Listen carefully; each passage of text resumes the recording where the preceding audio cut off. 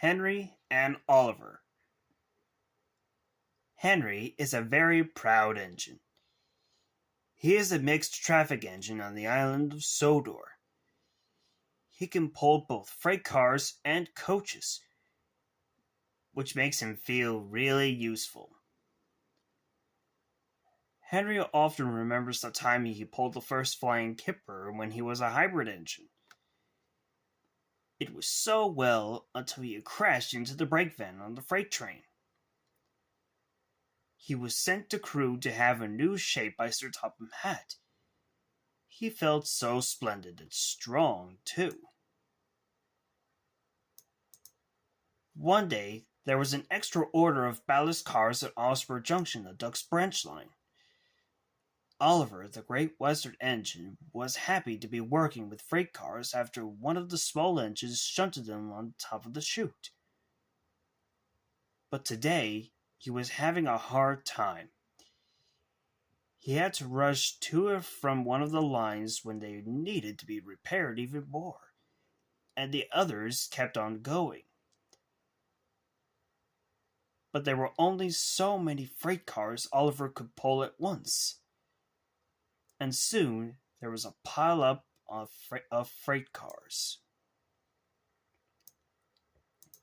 Sir Topham hadn't arrived at the sheds. He had to find an engine to help Oliver. There were no engines there.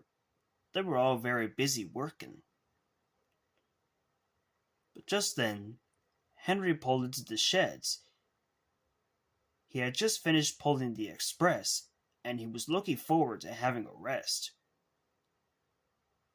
"Oh, hello, sir," he panted. "Hello, Henry," said Sir Topham Hatt. "No time to rest, I'm afraid. I have a special job for you. You are to help Oliver take the ballast freight cars from Osprey Junction to the unsafe rails at both tracks near the tunnel of Duck's branch line. There is a special and extra large order, and Oliver is having a lot of difficulty keeping up with the job alone, which is why I need a big, strong engine like you to help." "Of course, sir," promised Henry.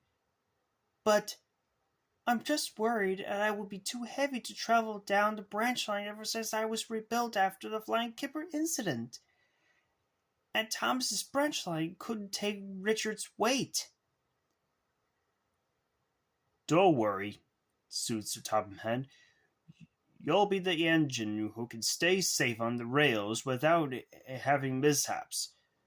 So be sure to cooperate there." "Yes, sir," said Henry. "I will, sir." Henry steamed steadily up the line towards the junction. When he arrived, he found the junction a turmoil. The cars were scattered all over the place, and Oliver was just pulling out with more ballast cars. He didn't expect to see Henry. "Oh, it's you!" he exclaimed surprisedly. "Morning, Mr. Henry," said his brakeman Toad. "What brings you down here on the Little Western?" "Hey, Oliver, Toad," whistled Henry, and he told them Sir Topham Hatt had asked for the big engine to help Oliver with the special order to take the ballast cars to the unsafe lines near the tunnel. "Oh, is that right?" said Oliver. "Of course," agreed Toad. "We can use the help around here while we're at it." "All right, then," said Oliver. "You can take those cars over from the junction to the unsafe line near the tunnel, where I'm heading to with my other half. It takes time for me to steadily go along so I don't stray myself. And so do we need you to catch up with the order. You're strong enough to pull twice the amount of freight cars as me." "All right," replied Henry. "I'll find the turntable so I can be right to it."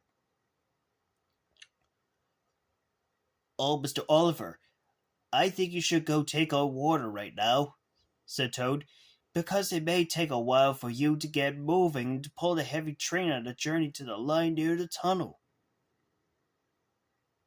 Look, Toad, I have plenty of water already, huffed Oliver.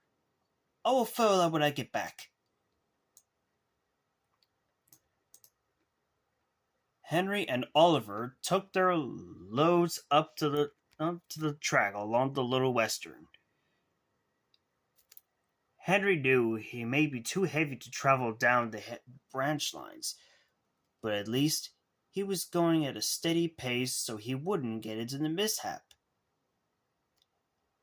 He was beginning to enjoy himself as he carried on, especially when they passed Duck, who was taking pastures on Alice and Maribel from Bluff's Cove to Tippeth Holt. "Hello, Henry," whistled Duck. "I see you working with Oliver delivering freight cars of ballast today." "Yes," puffed Henry. "Sir Topham had wanted me to help Oliver with the extra large order, so I've come to take the other half for him. And we're off to the lines near the tunnel, digging underneath it there." "That must be a big job for a strong engine like you," said Duck. "Keep up the good work." Henry smiled at this as Duck set off after Lola's conductor blew the whistle. Then, just as they rounded the bend, there was trouble. Oliver came to a stop. Henry was surprised, and so was Toad. "What happened, Oliver?" asked Henry. I think I ran out of water, Henry," stuttered Oliver. "I should have filled up with water before I could carry on pulling this train." "Like I told you so," added Toad. "Bother," huffed Oliver. "I worked so hard that I forgot all about needing to be taken on water. What would happen to the order now?" "It's okay, Oliver," comforted Henry. "We all make mistakes. It happens to me and my friends, too. But we all have time to make up for it. How about if I could help you all the way to the tracks near the tunnel? I filled up with water before taking my train. I still have time to run you to the water tower to fill up with your tanks." Oliver was surprised. He usually didn't get any ideas from his friends, but he hadn't expected Henry to suggest his helpful idea to him. So he felt as if his words made him feel much better.